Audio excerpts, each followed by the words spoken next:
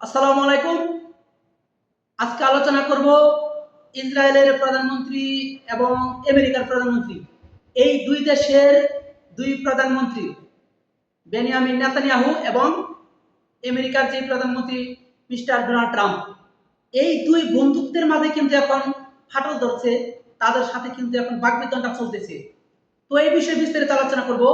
বিস্তারিত আলোচনায় যাওয়ার আগে আপনাদের কাছে আমার একটা অনুরোধ, আমার চ্যানেলটি যদি আপনারা নতুন হয়ে থাকেন অবশ্যই সাবস্ক্রাইব করবেন এবং বেল আইকনটি অন করে রাখবেন, যাতে করে সকল নিউজগুলো সবার আগে আপনার কাছে পৌঁছে যায়।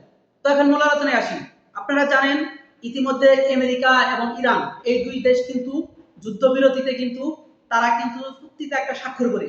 তো স্বাক্ষর করার পরপরই আপনারা জানেন এই আমেরিকা এবং ইরান এই দুই দেশ কিন্তু এখন শান্তি আলোচনা চলতেছে। এরই মধ্যে ইসরায়েলের প্রধানমন্ত্রী তিনি কিন্তু ঘোষণা দিয়েছে ডোনাল্ড ট্রাম্প তার সাথে কিন্তু বিশ্বাসঘাতকতা করেছেন। কি বিশ্বাসঘাতকতা করলো, তাকে কেন তার সাথে রাখলো না বা তার সঙ্গে নিয়ে কেন এই ইরানের সাথে যে চুক্তিটা হলো, কেন ইসরায়েলের নাম সেখানে উল্লেখ নাই, কেন তাকে বাদ দিয়ে এই ইরানের সমঝোতাটা চুক্তি স্বাক্ষর হলো। তো এই বিষয়ে কিন্তু ইসরায়েলের প্রধানমন্ত্রী তিনি কিন্তু একটু আক্ষেপ হয়েছেন যে কেন তারা যে চুক্তিটা করলো সেখানে আমাদের ইসরায়েলের কেন কোনো অংশ থাকলো না। তো তারা চাচ্ছিল তারা একটা মাধ্যম হোক বা আমেরিকার সাথে থাকুক, এরকম কোনো একটা অংশ থাকবে সেই চুক্তিতে। কিন্তু ইরান এবং আমেরিকা যেই চুক্তিটি করেছে সেই চুক্তিতে একটি বারের জন্য লেখা নাই ইসরায়েলের কোনো নাম। অবশ্যই সেটা ভালোভাবে নেয় নাই এই ইসরায়েলের প্রধানমন্ত্রী বেনিয়ামিন নেতানিয়াহু।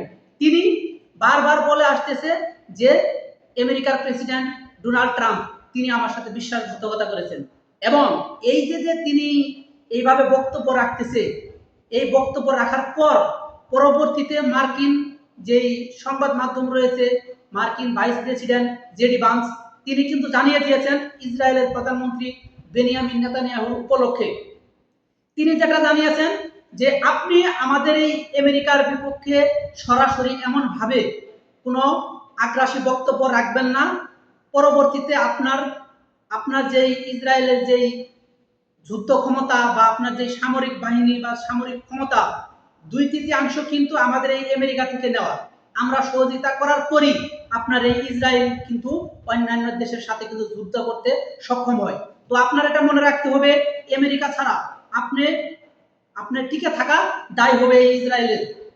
তো এই যে যে বক্তব্যটা দিল জেডি ভান্স, যিনি আমেরিকার ভাইস প্রেসিডেন্ট, এই বক্তব্য দেওয়ার পর তারপর কিন্তু এই আমেরিকার প্রেসিডেন্ট ডোনাল্ড ট্রাম্প তিনিও কিন্তু একটি বক্তব্য দিয়েছেন যে তুমি ইসরায়েলের প্রধানমন্ত্রী বেনিয়ামিন নেতানিয়াহু, তুমি যদি এখন যুদ্ধ করতে চাও তাহলে তোমার একাই যুদ্ধ করতে হবে, তোমার কিন্তু এখন মাঠে একাই লড়তে হবে।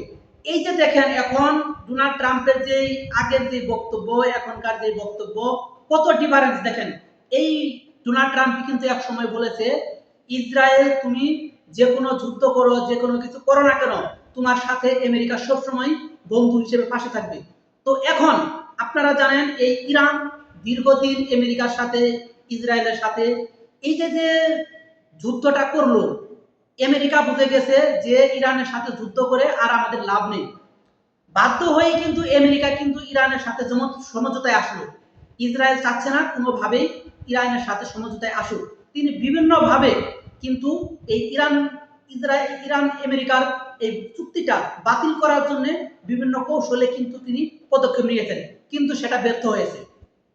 তো আজকে আমরা যেটা মনে করি বা বিশ্লেষকরা যেটা মনে করতেছেন, যদি আমেরিকা ইসরায়েলকে সহায়তা বন্ধ করে বা ইসরায়েল যদি কোনো প্রকার সহায়তা না পায় আমেরিকা থেকে, তাহলে সে এই লেবানন বলেন, ইরান বলেন, যতগুলা মুসলিম কান্ট্রি রয়েছে তিনি কিন্তু সবারই শত্রু। তো তিনি একা কি করে এই দেশগুলোর সাথে লড়বে?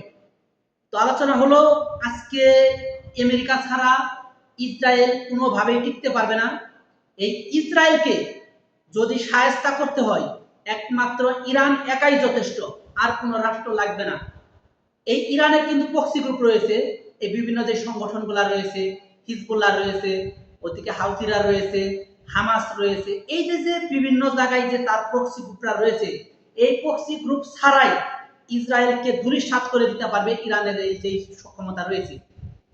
তো আজকে ইসরায়েল, আমেরিকা, ইরান তিনটা দেশের যে যুদ্ধটা ছিল তার মধ্যে কিন্তু এখন আমেরিকা ইরান সমঝোতায় এসেছে এবং আমেরিকাও জানিয়ে দিয়েছে ইসরায়েলকে, তুমি যদি কোনো প্রকার যুদ্ধ করো এখন তোমার একাই লড়তে হবে।